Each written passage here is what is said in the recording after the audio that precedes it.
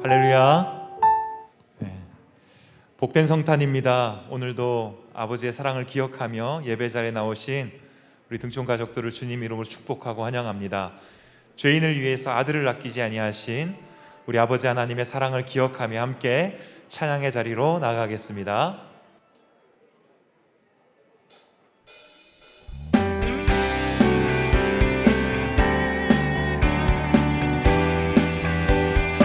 이 시간 우리 주님께 엎드려 절하며 우리 아버지 하나님의 그 사랑을 찬양하며 나가겠습니다. 참 반가운 성도여 다 이리 와서 베들레헴 성 안에 가봅시다. 저 구유에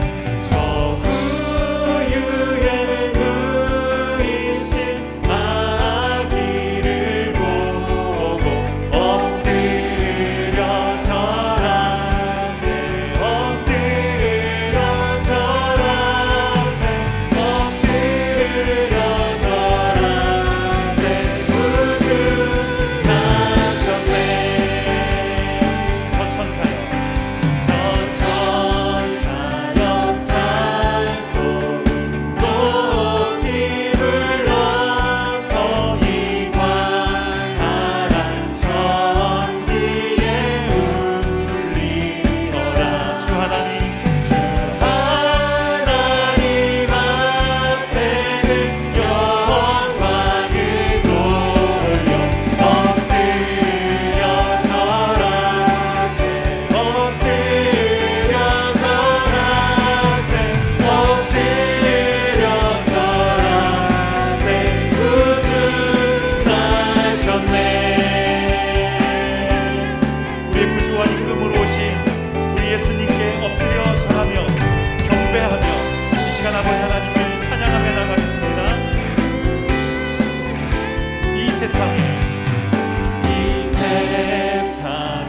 주께서 탄생할 때에 잠시과 참 사람이 되시려고 저도 정령 몸에서 나시었으니 엎드려 절하세. 엎드려 절하세. 엎드려 절하세. 구주 나셨네. 여호와의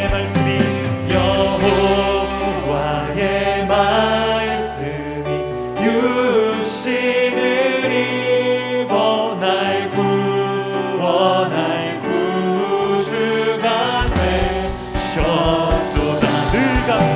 늘 감사한 찬송을 주 앞에 드려 엎드려 절하세. 엎드려 절하세. 엎드려 절하세. 구주 나셨네. 엎드려 절하세. 엎드려 절하세. 엎드려 절하세. 구주 나셨네. 엎드려 절하세. 엎드려 절하세. 엎드려 절하세. 구주 나셨네.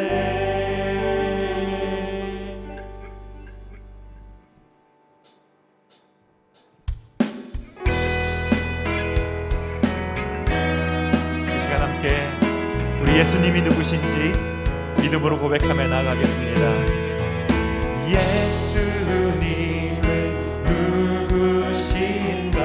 우는 자의 위로와 없는 자의 풍성이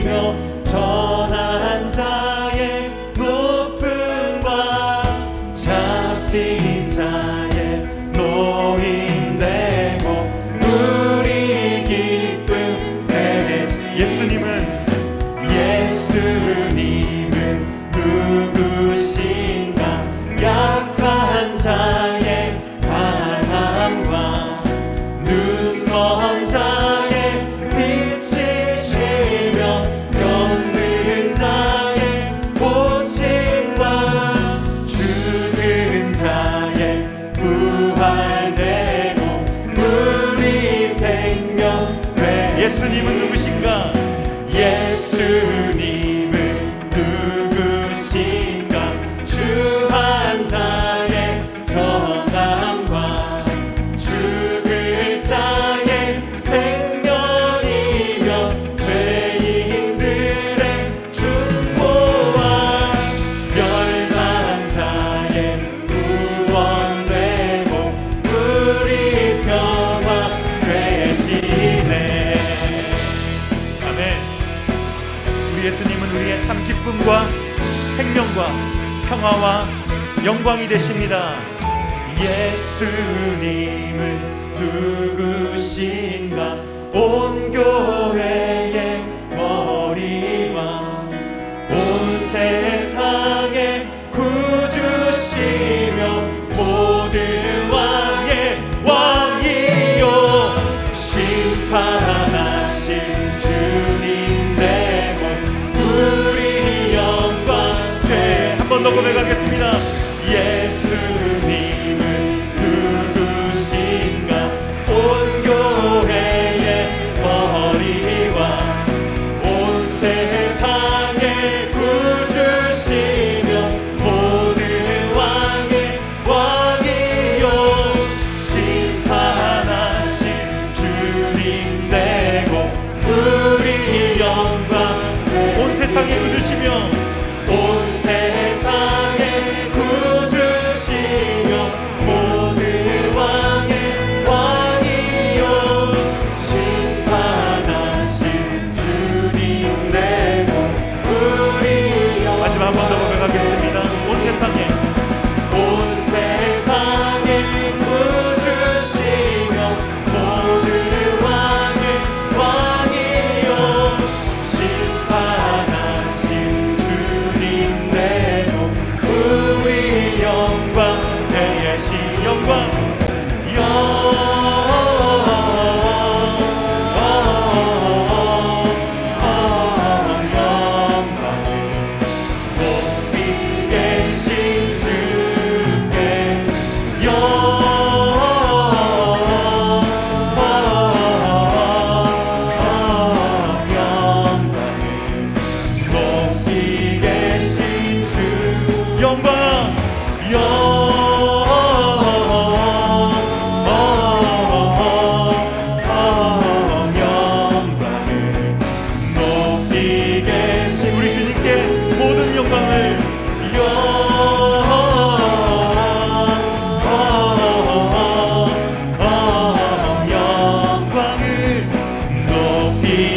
한 번 더 고백하겠습니다. 영광 영광을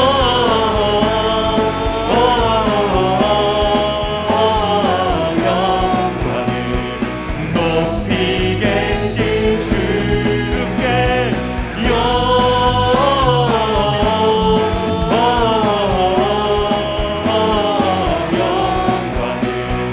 높이 계신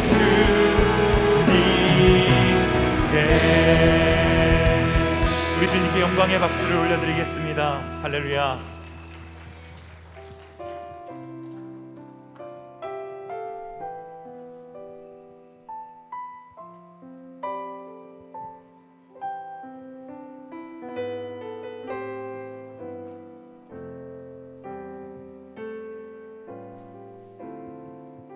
저들밖에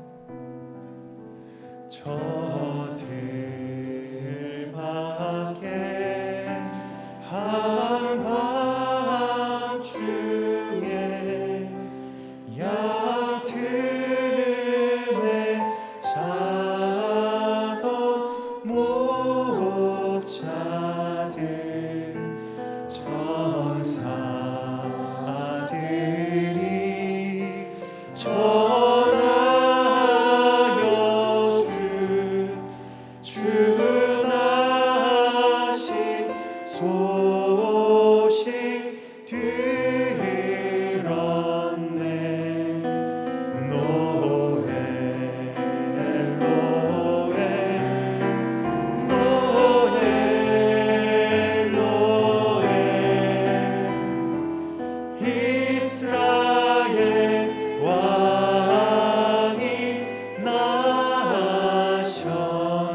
저 동방에 저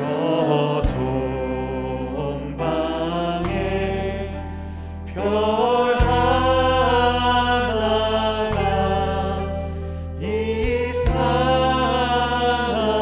빛을 비추어 이 땅 위에 큰 영광이 나타날 징조 보며 그 한 별이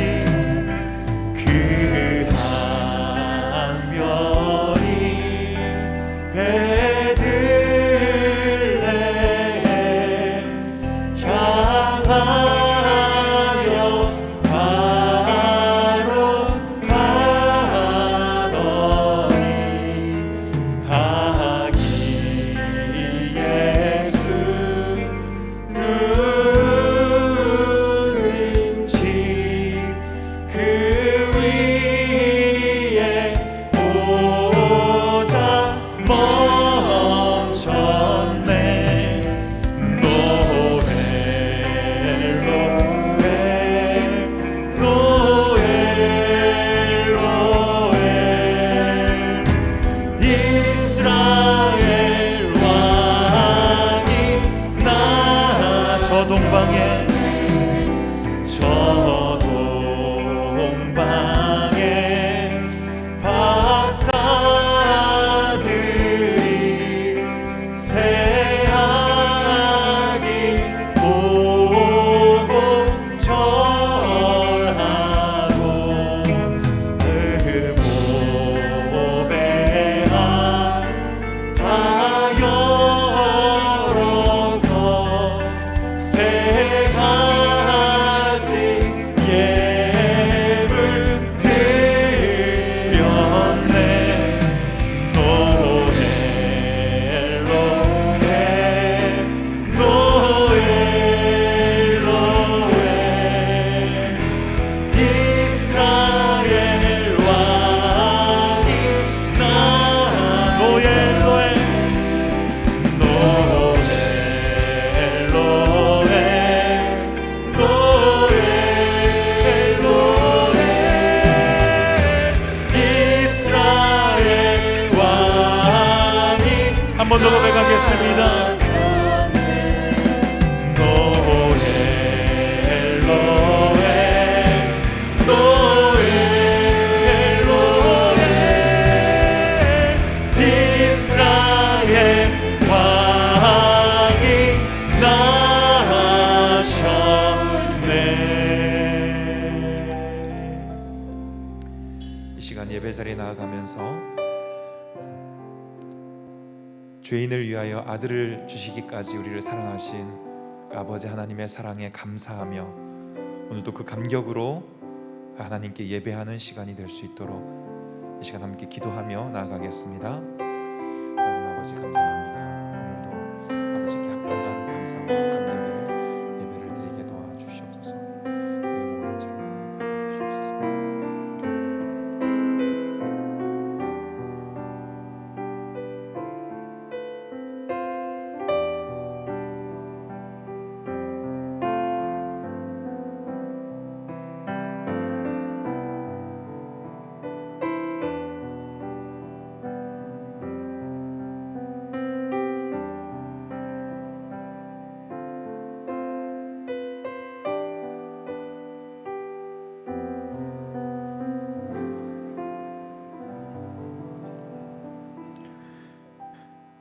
너희 권능 있는 자들아 영광과 능력을 여호와께 돌리고 돌릴지어다. 여호와께 그의 이름에 합당한 영광을 돌리며 거룩한 옷을 입고 여호와께 예배할지어다. 아멘.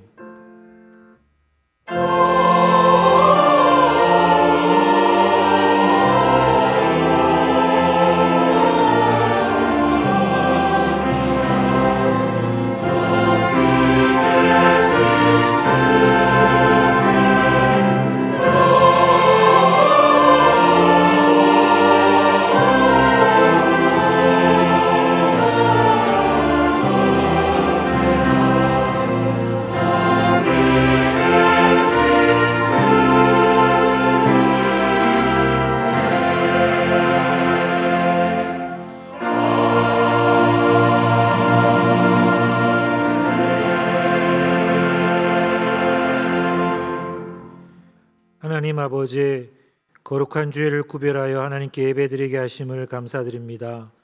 오늘은 특별히 성탄 주일로 지키게 하심에 감사합니다.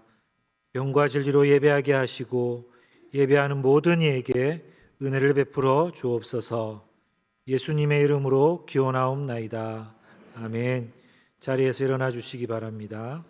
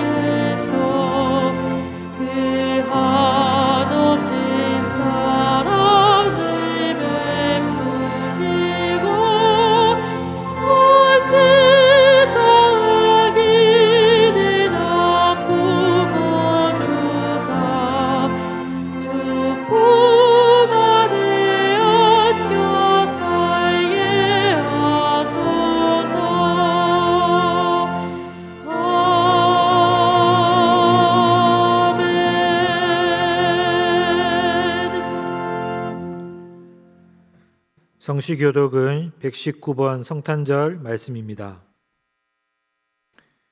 여호와의 영광이 나타나고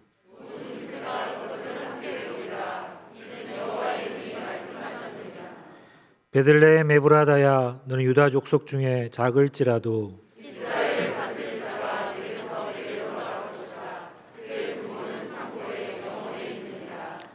이는 한 아기가 우리에게 낳고 한 아들을 우리에게 주신 바 되었는데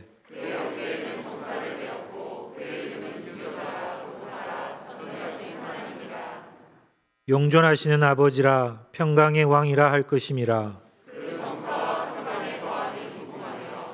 또 다윗의 왕자와 그의 나라에 군림하여 그 나라를 굳게 세우고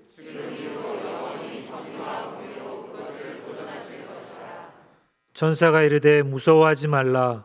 보라, 내가 온 백성에게 미칠 큰 기쁨의 좋은 소식을 너희에게 전하노라. 오늘 다윗의 동네에 너희를 위하여 구주가 나셨으니 곧 그리스도 주시니라. 아멘. 나는 전능하신 아버지 하나님 천지의 창조주를 믿습니다. 나는 그의 유일하신 아들 우리 주 예수 그리스도를 믿습니다.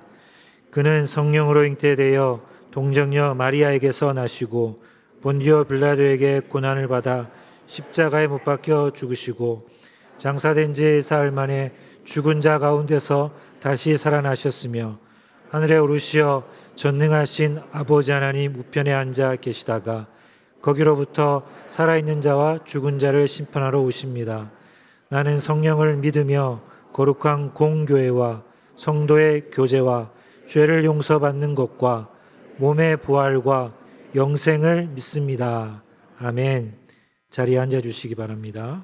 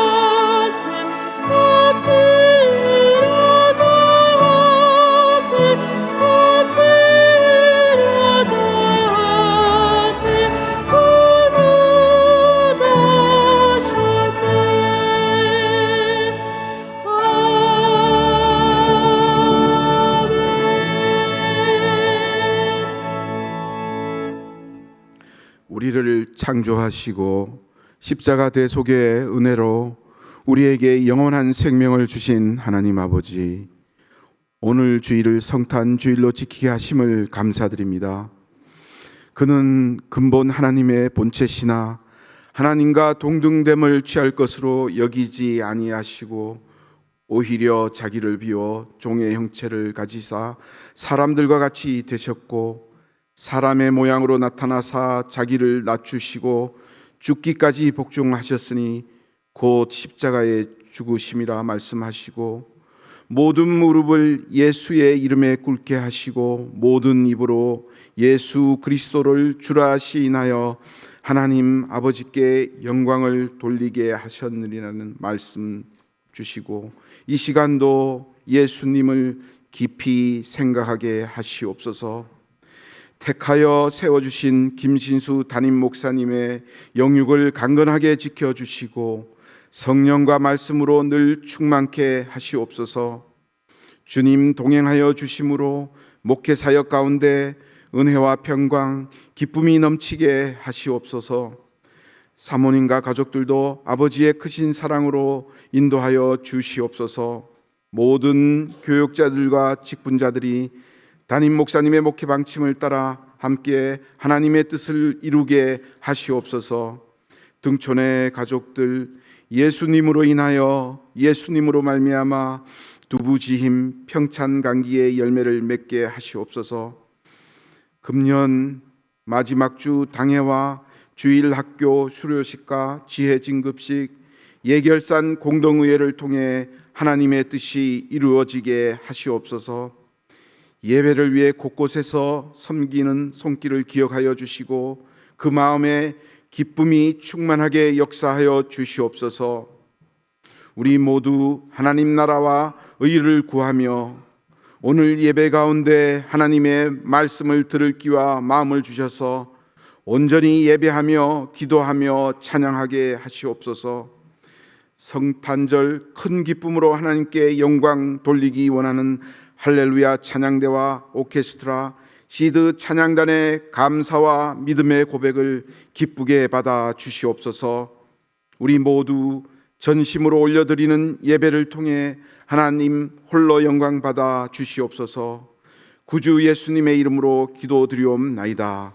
아멘.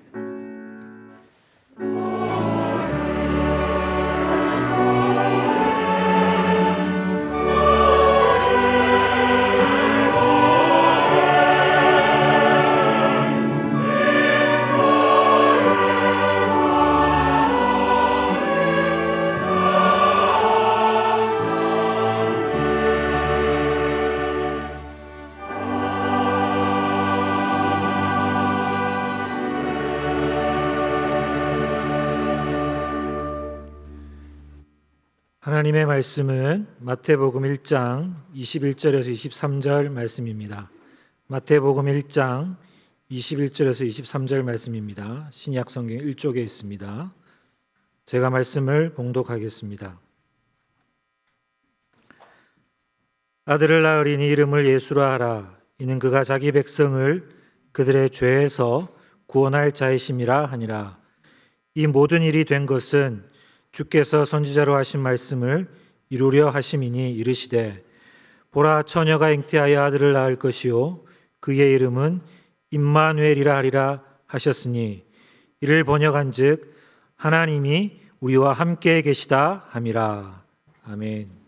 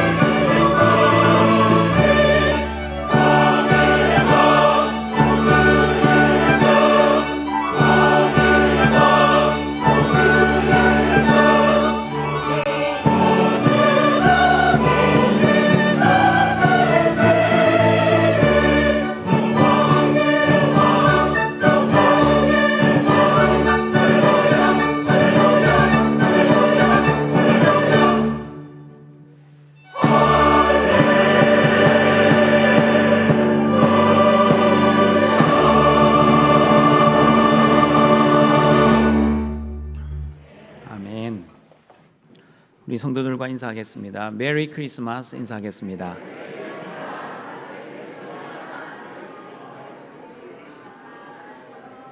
우리 할렐루야 찬양대가 할렐루야를 불렀습니다. 너무 잘하죠? 예, 이런 찬양을 들을 수 있는 것도 하나님의 은혜와 복입니다. 이렇게 훌륭한 찬양을 우리 연습하시고 불러주신 우리 할렐루야 찬양대 감사합니다. 우리 예배 시간이라 박수는 못 치겠지만 마음으로 박수를 드리겠습니다.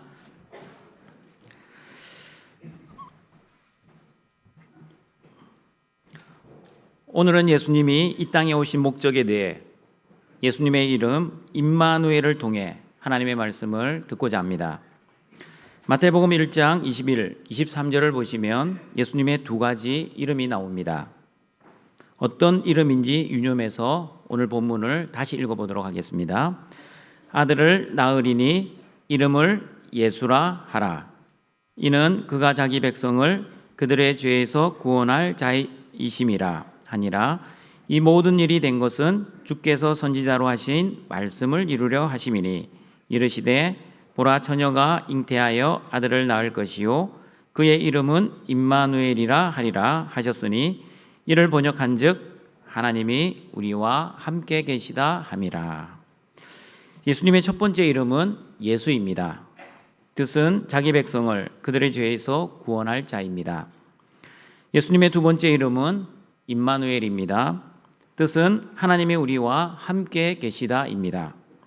두 번째 이름 임마누엘은 이사야 선지자로 하신 말씀을 이루기 위한 이름입니다. 그러므로 여러분, 임마누엘의 이름을 더 정확하게 알기 위해서는 이사야 선지자가 어떤 배경과 어떤 목적으로 임마누엘을 말씀하셨는지를 이사야 말씀을 통해 살펴보아야 합니다. 특별히 이사야 7장을 보면 알 수 있습니다. 이사야 7장의 배경은 이렇습니다. 남유다 아하스 왕 때에 아수르라는 나라가 세력을 확장하고 있었습니다. 아수르의 세력을 두려워한 아람 왕 르신과 북이스라엘 왕 베가가 아수르의 세력을 견제하고자 서로 동맹을 맺습니다. 그런데 남유다 아하스 왕은 아람과 북이스라엘 편을 들지 않고 친아수르 정책을 펴게 됩니다. 그러므로 아람 왕 르신과 북이스라엘 왕 베가가 연합하여 남유다를 먼저 침공하게 됩니다. 그러자 하나님께서는 이사야 선지자를 남유다 아하스 왕에게 보내어 이사야 7장 3절 4절에서 이렇게 말씀하셨습니다. 같이 읽어봅니다. 그때 여호와께서 이사야에게 이르시되 너와 내 아들 수알야숲은 윗못 수도 끝 세탁자의 밭 큰 길에 나가서 아하스를 만나 그에게 이르기를 너는 상가며 조용하라. 르신과 아람과 르말리아의 아들이 심히 노할지라도 이들은 연기나는 두 부직갱이 그루터기에 불과하니 두려워하지 말며 낙심하지 말라. 이사야 선지자는 아하스 왕에게 아람과 북이스라엘이 동맹한다 할지라도 하나님 보시기에 아람과 북이스라엘은 연기나는 두 부직갱이에 불과합니다. 그러므로 그들을 두려워하지 마시고 너무 낙심하지 마십시오. 하나님께서 그들을 막아주실 것입니다 라고 말씀합니다. 계속해서 이사야 선지자는 이사야 7장 8절과 9절에서 하나님의 말씀을 이렇게 전합니다. 같이 읽어봅니다. 대저 아람의 머리는 다메섹이요 다메섹의 머리는 르신이며 65년 내에 에브라임이 패방하여 다시는 나라를 이루지 못할 것이며 에브라임의 머리는 사마리아요 사마리아의 머리는 르말리아의 아들이니라.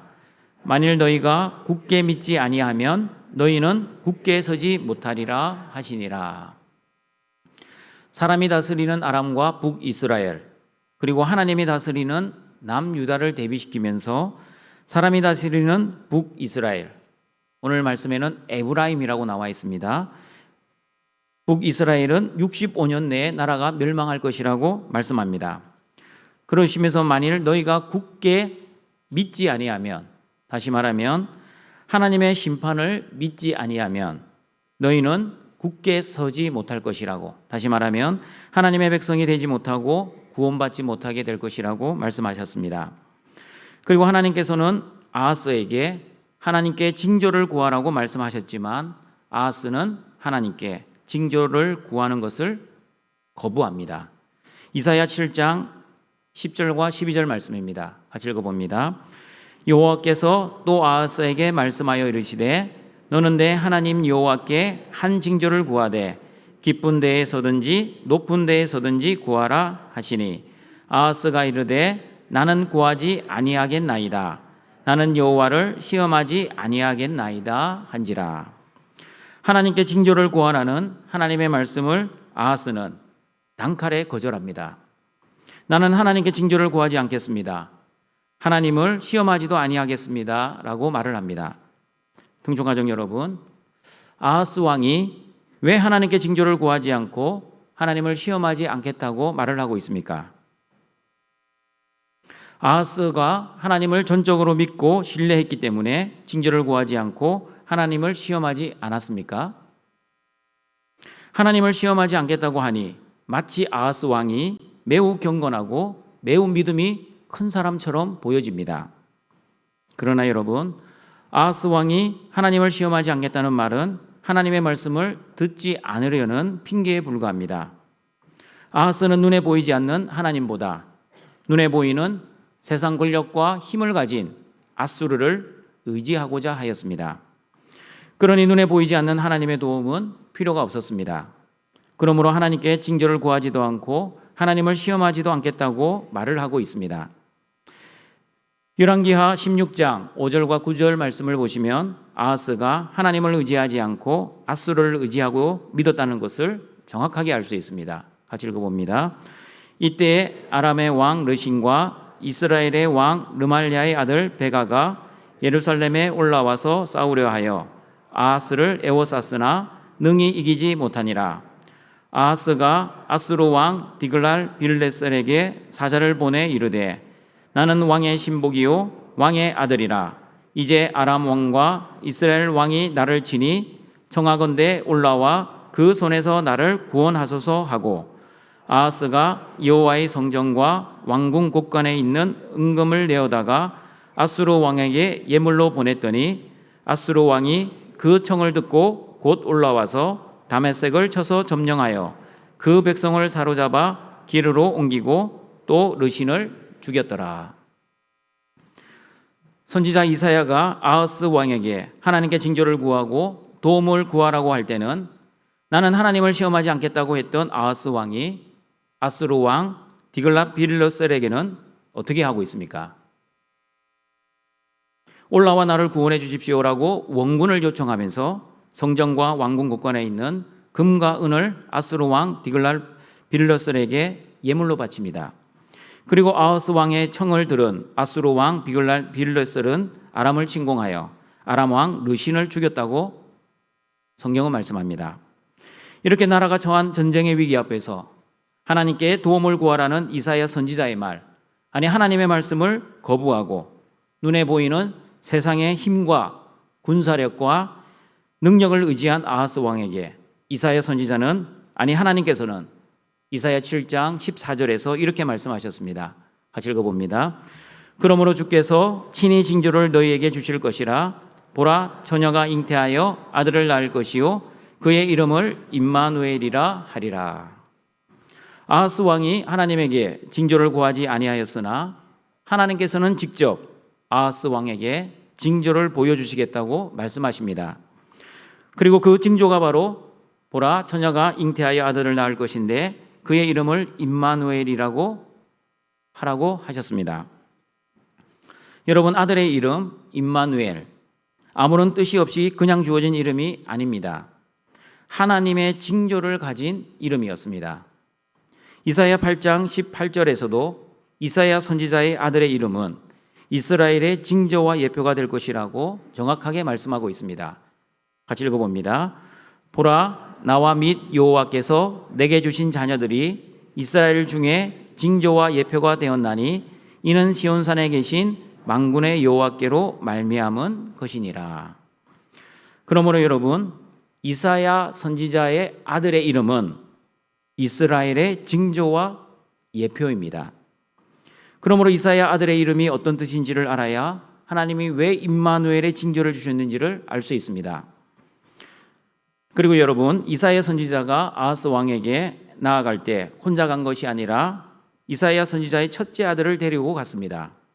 이사야의 결정이 아니라 하나님의 결정이셨습니다. 이사야 7장 3, 4절 다시 읽어보겠습니다.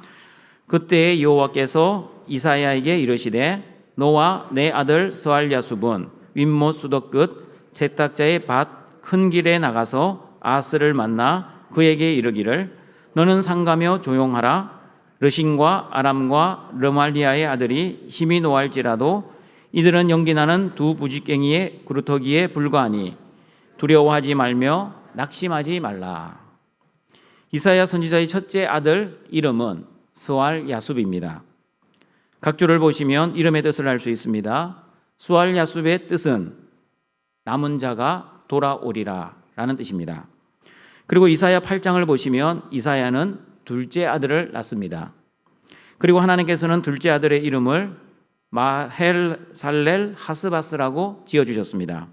마헬살렐 하스바스 이름의 뜻은 각주를 보시면 노략이 속함이라는 뜻입니다. 약탈에 빠르고 포에게 신속하다라는 뜻입니다. 전쟁이 일어났을 때 약탈을 빠르게 하고 전리품을 신속히 빼앗을 것이라는 뜻입니다. 그러므로 아수르가 곧 아람과 북이스라엘을 침략하여 노략하고 심판을 하겠다는 뜻입니다. 그러면 남유다는 어떻게 됩니까?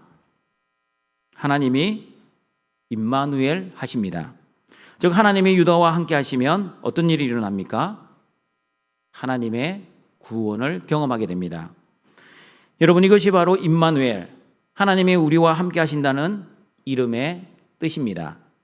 하나님의 선택을 받은 사람들은 임마누엘의 은혜, 즉 남은 자들에게 구원의 은혜를 베풀어 주시지만 하나님의 선택을 받지 못한 사람들에게는 심판이 임할 것입니다.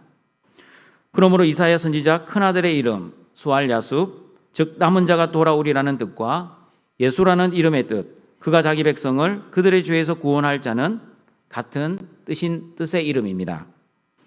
그러므로 동청가족 여러분, 임마누엘, 즉 하나님이 우리와 함께 하시면 심판과 구원이 동시에 일어납니다. 다시 말씀드립니다. 임마누엘, 즉 하나님이 우리와 함께 하시면 심판과 구원이 동시에 일어납니다. 하나님의 선택을 받지 못한 세상은 심판이 임하지만 하나님의 자녀들, 즉 하나님의 선택을 받은 남은 자들은 구원을 받게 됩니다. 그러므로 예수라는 이름은 구원이라는 뜻이고 임마누엘의 이름은 하나님은 이 세상 속에서 하나님의 자녀들, 즉 남은 자들을 구별하여 구원하시지만 그러나 하나님을 의지하지 않고 세상의 힘과 능력을 의지하는 사람들을 심판하시겠다는 뜻입니다. 그러므로 여러분, 하나님이 저와 여러분에게 임마누엘 하시면 첫 번째, 하나님과 함께 살지 않는 사람들에게는 죄의 심판이 일어나지만 하나님과 함께 사는 사람들에게는 죄를 깨닫게 해주시고 죄를 회개하고 그리고 죄를 용서받는 은혜가 임할 것입니다. 여러분, 하나님의 심판 가운데 가장 심한 심판이 어떤 심판인지 아십니까? 로마서 1장 24절 25절을 보시면 가장 심한 하나님의 심판에 대해 이렇게 말씀하고 있습니다. 같이 읽어봅니다. 그러므로 하나님께서 그들을 마음의 정욕대로 더러움에 내버려 두사 그들의 몸을 서로 욕되게 하게 하셨으니 이는 그들이 하나님의 진리를 거짓 것으로 바꾸어 피조물을 조물주보다 더 경배하고 섬김이라. 하나님께서 내가 죄를 지었음에도 불구하고 간섭하지 아니하시고 벌하지 아니하시고 그냥 내버려 두는 것이 바로 가장 심한 심판입니다. 그러므로 여러분이 죄를 지으면 양심의 가책을 느끼십니까? 그러면 하나님께 감사하십시오. 왜냐하면 회개할 기회가 아직도 남아있기 때문입니다. 그러나 죄를 지어도 아무런 감정이 들지 않습니까? 그러면 영적으로 이미 위험한 단계입니다. 그리고 하나님의 심판이 두렵지 않습니까? 그러면 양심의 화인을 맞았다는 증거입니다. 양심의 화인을 맞으면 죄를 지어도 죄를 죄로 여기지 않게 됩니다. 오히려 죄를 즐기고 죄를 탐닉하게 될 것입니다. 왜냐하면 여러분, 죄에는 세력이 있고 죄에는 권능이 있습니다. 죄를 지으면 묘한 쾌락이 있고 즐거움이 있고 기쁨이 있습니다. 예를 들어 보겠습니다. 어린 시절 한 아이를 여러 명이서 놀리고 때리고 일명 왕따를 시키면 왕따를 시키는 아이들의 얼굴에는 너무나 즐겁고 기쁜 얼굴로 환하게 웃으며 한 아이를 왕따를 시킵니다. 어른들도 마찬가지입니다. 도박을 하면 도박이 주는 쾌락이 있고 즐거움이 있습니다. 그 묘한 쾌락 때문에 중독이 되고 중독이 되면 도박에서 빠져나오기 너무나 힘이 드는 것을 보게 됩니다. 여러분, 모든 중독이 마찬가지입니다. 알코올 중독, 핸드폰 중독, 게임 중독, 마약 중독. 왜 중독자들이 중독에서 빠져나오지 못합니까? 술을 마시면 속에서 복통이 나거나 핸드폰을 하면 손가락에 쥐가 나거나 또한 게임을 하려고 하면 눈이 빠질 정도로 아프면 중독이 되지 않습니다. 그러나 현실은 그렇지 않습니다. 자기의 의지로서 이겨내지 못하는 묘한 쾌락과 즐거움이 있기 때문에 중독자들이 중독을 쉽게 극복하지 못하는 것입니다. 그러나 하나님의 자녀들은 어떻습니까? 성령님이 내주한 하나님의 자녀들은 일명 하나님의 CCTV를 가진 사람들입니다. 내가 무슨 생각을 하든 무슨 말을 하든 또는 무슨 행동을 하든 하나님이 다 보고 계시고 우리와 늘 함께 하시는 임마누엘의 믿음이 있습니다. 그러므로 하나님이 다 보고 계시고 다 알고 계시고 내 마음의 생각까지 감찰하시는 그 하나님을 알기 때문에 하나님의 자녀들은 내 마음대로 생각을 하지 않습니다. 그리고 내가 하고 싶은 말도 때로는 다 하지 않습니다. 그리고 내가 하고 싶은 행동도 절제합니다. 왜냐하면 예수님을 내 안에 모시고 사는 임마누엘의 하나님의 자녀들은 예수님의 마음과 예수님의 말과 예수님의 행동을 하기 때문입니다. 그리고 임마누엘의 은혜를 가진 사람들은 영적으로 민감하게 살아갑니다. 조그마한 죄를 지어도 하나님 앞에서 아파하고 후회하고 그리고 회개를 합니다. 그리고 죄를 짓지 않으려고 무던히 노력을 합니다. 심지어는 죄와 철저히 피 흘리기까지 싸웁니다. 왜냐하면 하나님의 은혜로 구원받은 하나님의 자녀들은 하나님의 마음을 아프게 해드리지 않으려고 노력하고 기도하기 때문입니다. 로마서 6장 12절 15절에서 임마누엘의 은혜로 살아가는 사람들을 이렇게 말씀하고 있습니다. 같이 읽어보겠습니다. 그러므로 너희는 죄가 너희 죽을 몸을 지배하지 못하게 하여 몸의 사욕에 순종하지 말고 또한 너희 지체를 불의의 무기로 죄에게 내주지 말고 오직 너희 자신을 죽은 자 가운데서 다시 살아난 자 같이 하나님께 드리며 너희 지체를 의의 무기로 하나님께 드리라. 죄가 너희를 주장하지 못하리니 이는 너희가 법 아래에 있지 아니하고 은혜 아래에 있음이라. 그런즉 어찌하리요? 우리가 법 아래에 있지 아니하고 은혜 아래에 있으니 죄를 지으리요? 그럴 수 없느니라. 저와 여러분의 지체를 불의의 무기가 아니라 의의 무기로 하나님께 드려야 합니다. 어떻게 의의 무기로 드릴 수 있습니까? 죄가 저와 여러분의 몸에서 주장을 못하게 해야 합니다. 어떻게 해야 죄가 우리의 몸에서 주장을 못하게 됩니까?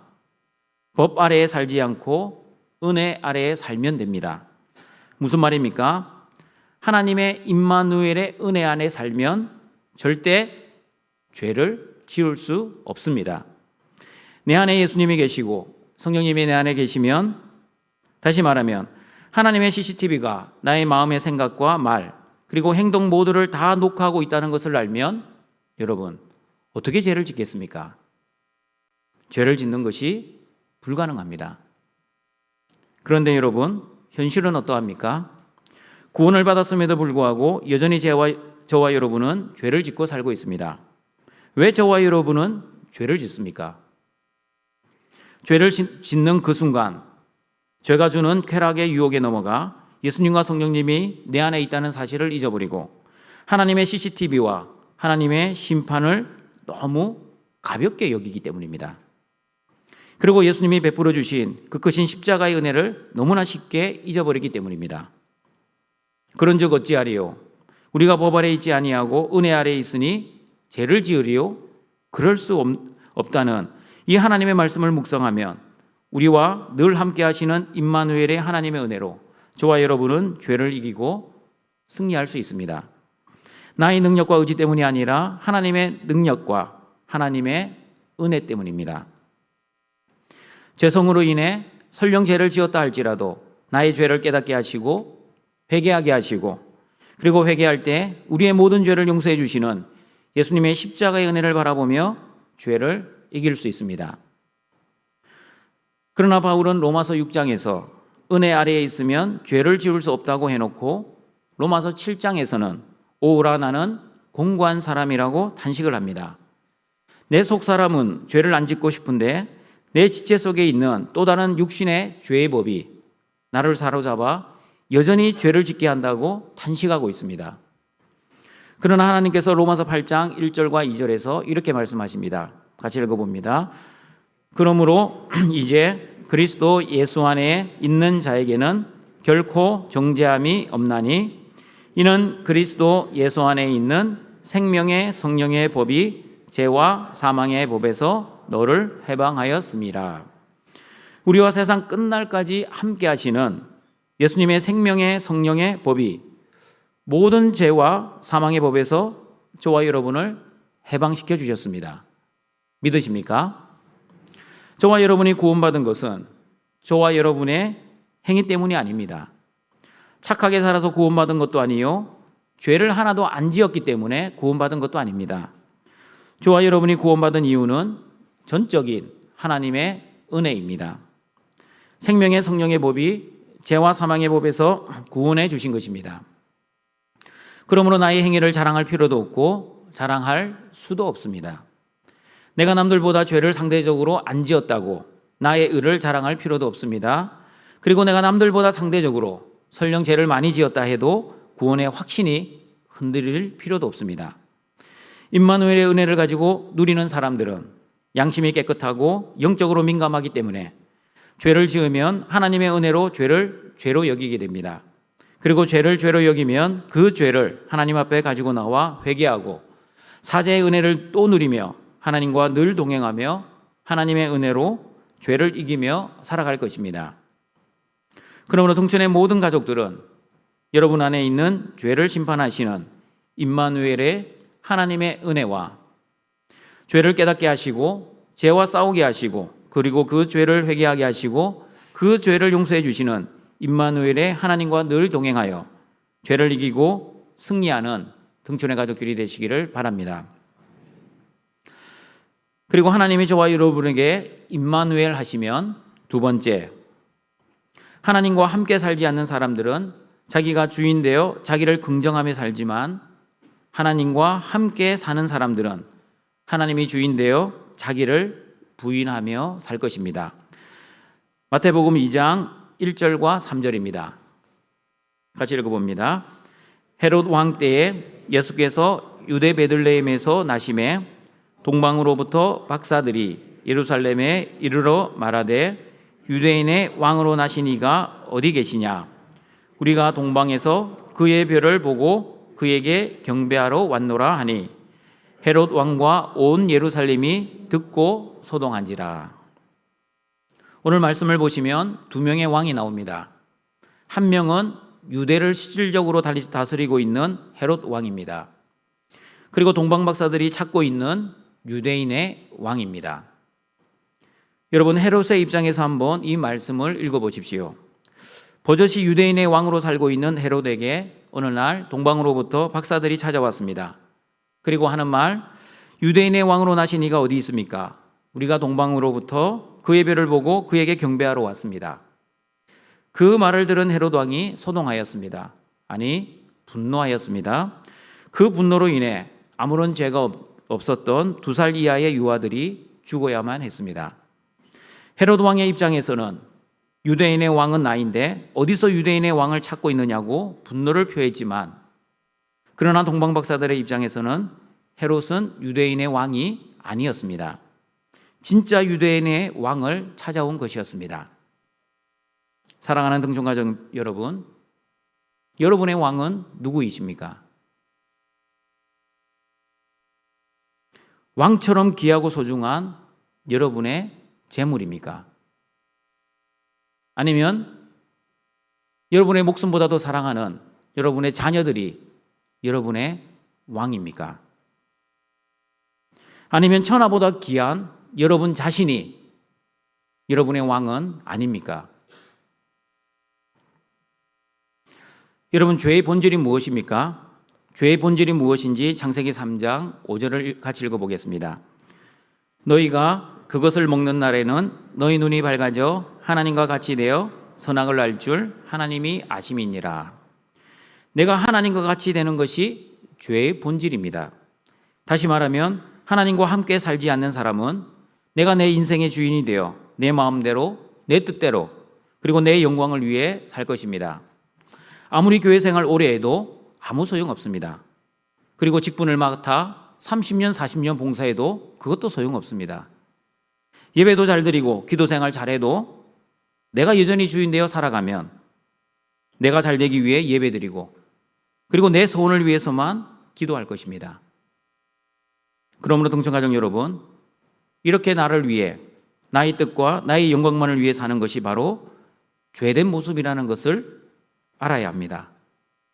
그것도 가장 질이 나쁜 죄, 하나님을 하나님으로 인정하지 않고 내가 주인 되어 살아가는 것이 하나님 보시기에 가장 심각한 죄라는 것을 인식해야 합니다. 그러나 하나님과 함께 살아가는 임마누엘의 사람은 내가 주인 되지 않고 오직 하나님만을 주인으로 모시고 하나님 영광, 하나님의 거룩, 하나님의 뜻을 위해 살아갈 것입니다. 하나님을 주인으로 모시면 하나님을 이용하지 않고 오직 하나님만을 위해 그리고 하나님만을 섬기며 살아갈 것입니다. 그러므로 여러분, 하나님과 함께 살아가는 임마누엘의 사람, 즉 하나님만을 주인으로 모시고 살아가는 사람은 하나님을 긍정하고 자신을 부인하며 살아갑니다. 자신을 부인하면 나 중심의 삶이 아니라 하나님 중심의 삶을 살아가게 됩니다. 그리고 자신을 부인하면 내 뜻을 내려놓고 하나님 뜻만을 위해 살아갈 것이고 세상의 힘과 능력을 의지하지 않고 오직 하나님만을 의지하며 살아갈 것입니다. 믿음이 없었던 아하스 왕처럼 어리석게 살지 않을 것입니다. 눈에 보이는 세상의 힘과 능력을 의지하지 않고 눈에 보이지 않지만 역사를 움직이시고 그 역사를 주관하시는 하나님만을 믿고 하나님만을 신뢰하며 믿음으로 살 것입니다. 그러므로 동청가족 여러분, 하나님과 늘 함께 하시는 임마누엘의 은혜로 하나님만을 주인으로 모시고 하나님 중심의 삶을 통해 하나님 나라와 하나님 뜻, 하나님 영광을 위해 하나님만을 긍정하시고 그러나 자기를 철저하게 부인하며 살아가시는 등촌의 가족들이 되시기를 바랍니다. 그리고 하나님이 저와 여러분에게 임마누엘 하시면 세 번째, 하나님과 함께 살지 않는 사람들은 예수님 밖에서 열매 없는 삶을 살지만 하나님과 함께 사는 사람들은 예수님 안에서 풍성한 열매를 맺으며 살 것입니다. 요한복음 15장 4절입니다. 같이 읽어보겠습니다. 내 안에 거하라, 나도 너희 안에 거하리라. 가지가 포도나무에 붙어 있지 아니하면 스스로 열매를 맺을 수 없음 같이 너희도 내 안에 있지 아니하면 그러하리라. 여러분, 부부도 오래 함께 살면 닮아간다고 하지 않습니까? 예수님도 마찬가지입니다. 저와 여러분이 예수님과 함께 오래 살면 예수님을 닮아가는 것이 정상입니다. 그러면 누가 누구를 닮아가야 합니까? 예수님이 우리를 닮습니까? 아니면 우리가 예수님을 닮습니까? 당연히 우리가 예수님을 닮아가야 합니다. 그러므로 예수님 안에 거하면, 다시 말하면 예수님과 늘 동행하면 예수님의 마음을 품고 예수님의 말을 하고 그리고 예수님의 행동을 하게 될 것입니다. 그러나 예수님을 믿은 지 오래되었음에도 불구하고 예수님을 닮아가지 않는다면 틀림없이 문제가 생겼습니다.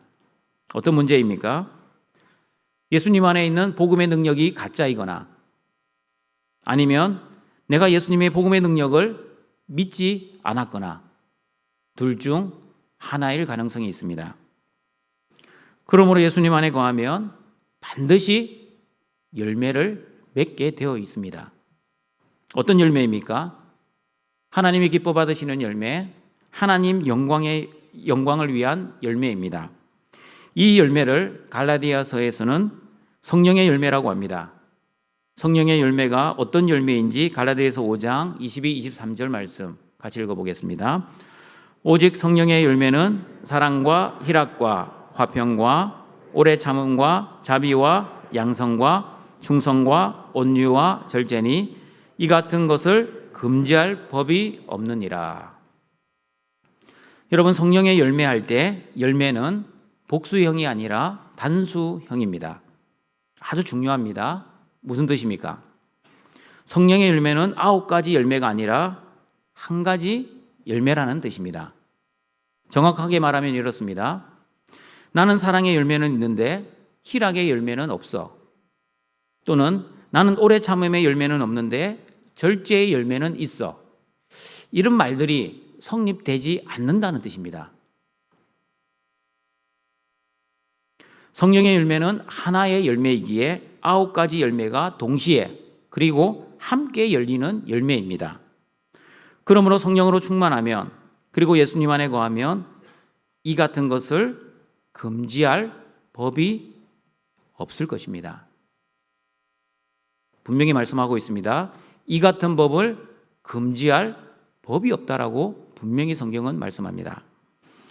예수님 안에 거하면 성령의 열매를 금지할 법이 없다는 것을 저는 이렇게 말씀드렸습니다. 예수님 안에 거하면 두부지인과 평창관계의 열매가 자동적으로 맺어져야 정상적인 신앙생활입니다. 그러나 예수님을 믿음에도 불구하고 내 삶에 두부지인과 평창관계의 열매를 맺지 못하면 여러분이 예수님을 진정으로 믿고 있는지 아니면 믿고 있는 척하는지 점검해 보시라고 제가 여러 번 말씀드렸습니다. 여러분, 목사님, 현실의 문제는 두려워하지 않습니다. 그러나 여전히 세상의 영광 부럽습니다. 이런 말이 성립되지 않는다는 뜻입니다. 수학적으로나 문법적으로는 말이 성립되겠지만 영적으로는 이런 말은 성립되지 않습니다.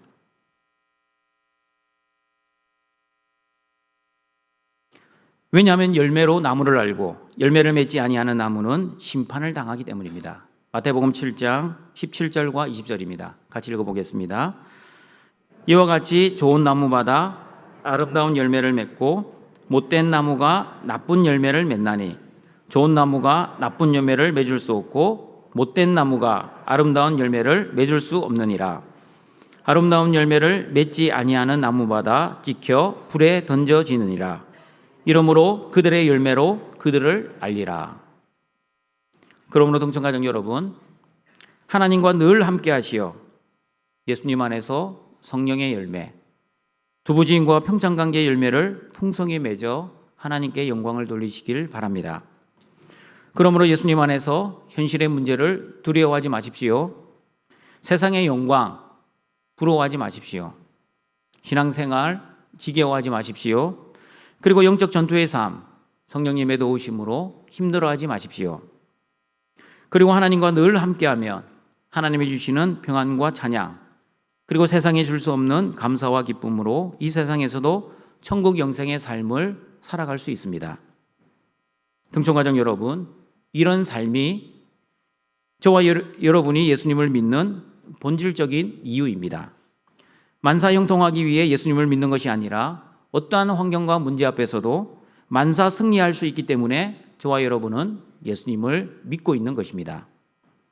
하나님과 함께하는 임마누엘의 은혜로 예수님 안에서 성령의 열매와 두부지인과 평창관계의 열매를 풍성히 맺어 세상 속에서 천국의 삶을 살아가시는 등촌의 가족들이 되시기를 바랍니다. 말씀을 정리하겠습니다. 예수님의 이 땅에 오신 목적은 예수님의 이름 속에 나타나 있습니다. 예수, 그가 백성을 죄에서 구원할 자입니다. 그리고 임마누엘, 하나님의 은혜로 하나님의 남은 자는 구원하지만 세상의 힘과 능력을 의지하는 사람들은 심판하십니다. 그러므로 예수님이 이 땅에 오신 목적은 구원과 심판입니다. 그리고 예수님이 다시 오시면 똑같은 목적으로 오십니다. 하나님의 교회는 구원하지만 세상을 심판하러 예수님은 재림하실 것입니다. 그러므로 여러분, 하나님의 자녀인 저와 여러분은 걱정하지 마십시오. 하나님의 은혜로 예수님을 믿으면 항상 예수님이 저와 여러분과 세상 끝날까지 함께 하실 것입니다. 임마누엘의 은혜를 누리게 될 것입니다. 그러므로 임마누엘의 은혜가 임하면 첫 번째, 죄는 심판당하고 죄를 깨닫게 되고 죄를 기피하게 되고 죄를 회개하게 되고 그리고 용서의 은혜를 누리게 될 것입니다. 그리고 임마누엘의 은혜가 임하면 두 번째, 하나님만을 주인으로 모시고 하나님을 긍정할 것입니다. 그리고 자기를 부인하며 하나님의 영광, 하나님의 뜻, 하나님 거룩의 삶을 통해 하나님 중심의 삶을 살 것입니다. 그리고 임마누엘의 은혜가 임하면 세 번째, 예수님 안에서 풍성한 성령의 열매, 그리고 두 부지인과 평창관계의 열매를 맺으며 이 땅에서 천국 영생의 삶을 살아가게 될 것입니다. 그러므로 동청가족 여러분, 예수님은 저와 여러분에게 구원과 임마누엘의 은혜를 주시고자 이 땅에 오셨습니다. 그 구원의 은혜와 임마누엘의 은혜를 풍성히 누리며 사시는 모든 등촌의 가족들이 되시길 주님의 이름으로 축원합니다. 사랑과 자비가 풍성하신 하나님 아버지, 허물과 죄로 죽었던 죄인들을 살려주시고 하늘 영광을 버리시고 이 땅에 성육신하신 예수 그리스도의 은혜와 하나님의 무한하신 사랑에 감사드립니다. 전능하신 예수님을 믿는 믿음으로 세상의 힘과 능력을 의지하지 않고 세상 끝날까지 우리와 항상 함께 하시는 예수님만 믿는 등촌의 가족들이 되기를 소망합니다. 임마누엘의 은혜로 죄를 회개하게 하시고 하나님만을 주인으로 모시고 하나님만을 긍정하고 자기를 부인하며 하나님의 영광과 하나님 중심의 신앙생활을 하게 하시고 또한 예수님 안에서 맺어지는 풍성한 성령의 열매를 맺고 우리의 일상의 삶 속에서도 두부지인과 평창관계의 열매를 맺어 이 땅에서도 천국 백성답게 살아가는 은혜를 우리 모든 등촌의 가족들에게 내려 주시옵소서. 예수님의 이름으로 기도드립니다. 아멘.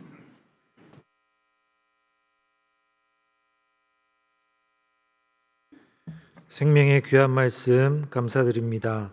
찬송가 104장으로 찬송드리겠습니다.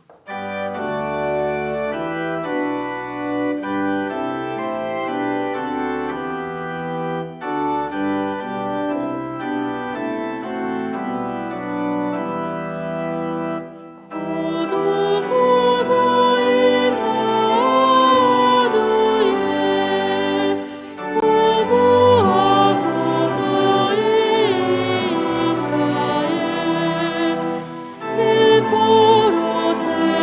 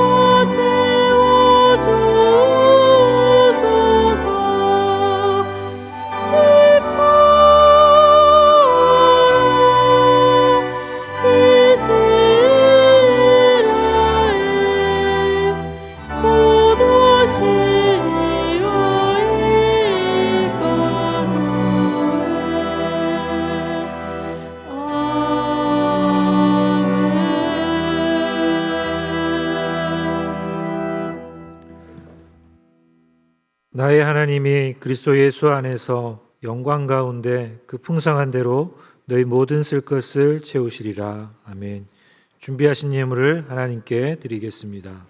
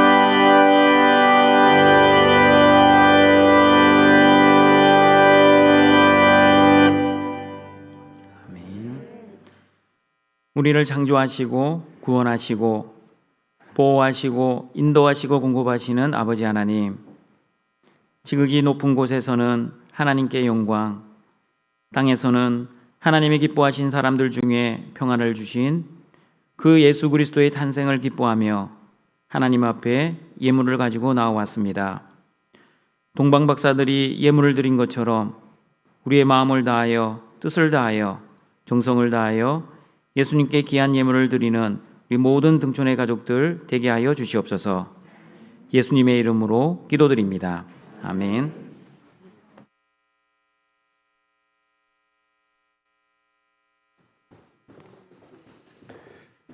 이제 다 함께 일어나셔서 주기도문송으로 성령 드리겠습니다.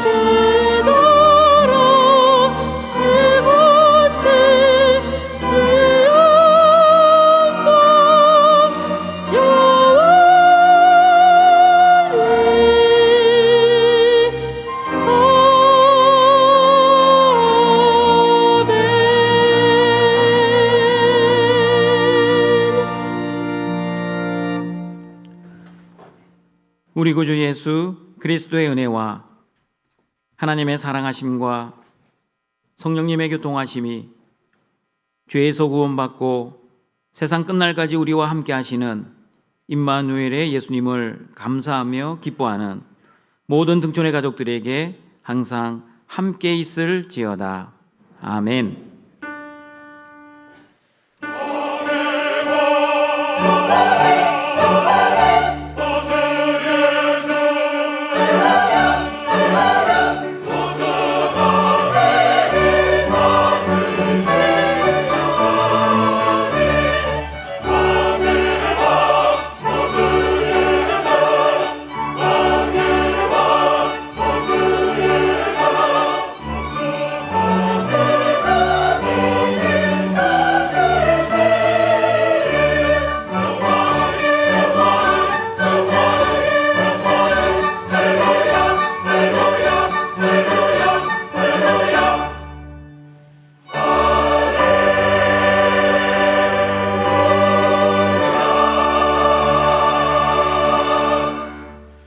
우리 교회 소식을 전하겠습니다.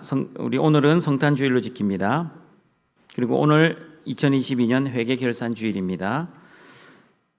그리고 오늘은 구제와 성경금이 있습니다. 그리고 오늘 4시 10분 우리 당회가 있습니다. 오늘 저녁 예배 중에는 글로리아 찬양대의 성탄 특별 찬양이 있습니다.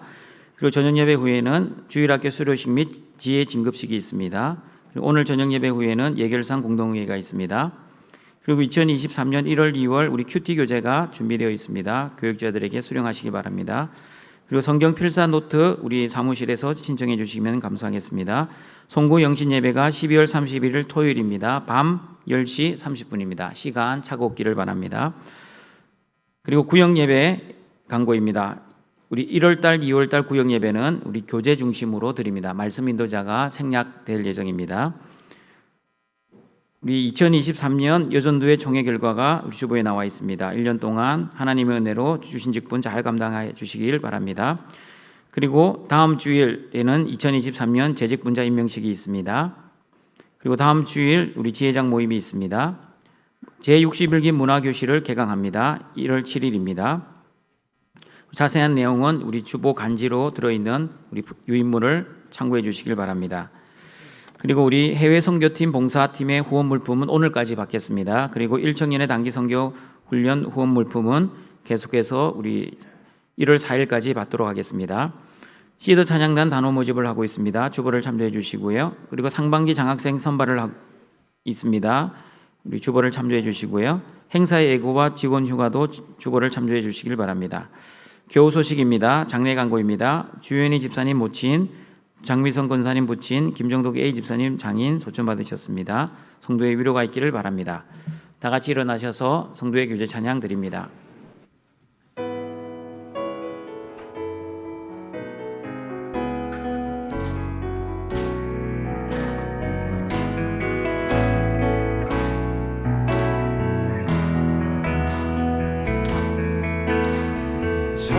천사들의 노래가 하늘에서 들리니 산과 들이 기뻐서 메아리 쳐울린다. 영광을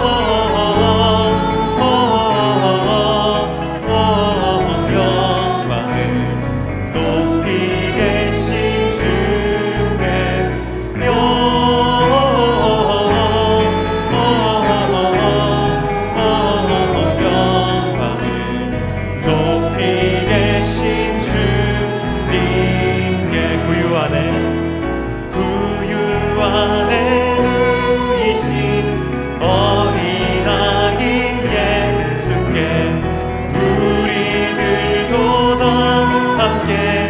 기쁜 찬송 부르자. 영광을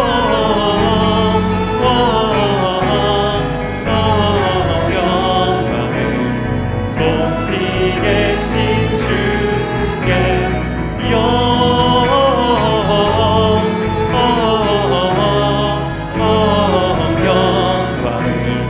높이